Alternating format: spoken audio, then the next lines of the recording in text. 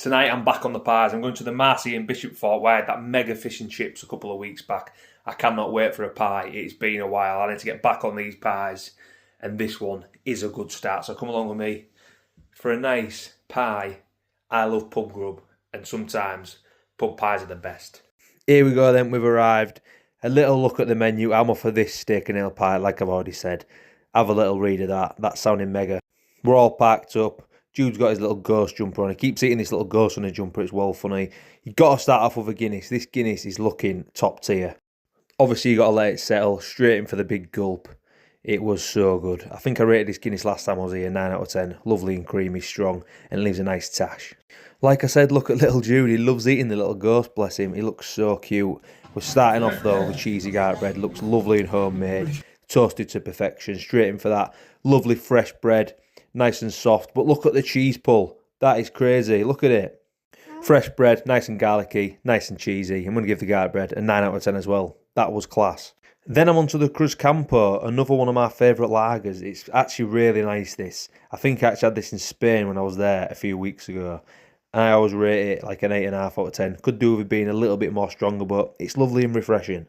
But we're all here for the pie. Look at the sides you get with it. Them chips are absolutely mental, like big doorsteps. Cooked perfect, perfect colour.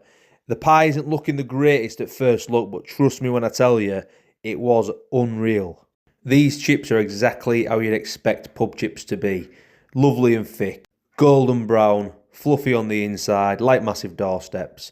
They are class chips. The chips are honestly a 10 out of 10. Dipped in that gravy. The gravy was mint as well. Lovely and strong, beefy, meaty. The gravy's getting a 9.5. Here is the first look at the pie. The top looks like a little bit of a biscuit. But look at the insides, that is some serious filling. First thing you've got to do with a pie like this is test the pastry. And I can confirm the pastry wasn't just crunchy and crusty, it was nice and soft on the inside. This was the bottom of the pie. We tried a bit at the top of the pie and that was also the same. So looks are deceiving. The pastry looks a little bit thin and crispy, but it definitely wasn't. Time for some of the internal. It's actually packed out with meat, quite a lot of gravy, and it's smelling unreal. The first bite did not disappoint. It tastes so rich. So tender, that beef. There's loads of it. Look at the chunk. We're giving the inside of this pie, them ingredients, a 10 out of 10. The pie as a whole is probably going to get... I'll give it a 9. The pastry could do with being a little bit thicker and then the would be nearly killing it. Bit of pastry with a pie. Absolutely lovely stuff. But you got to finish off with a monster bite. Chips, pie, crust, peas, gravy. 10 out of 10 bite.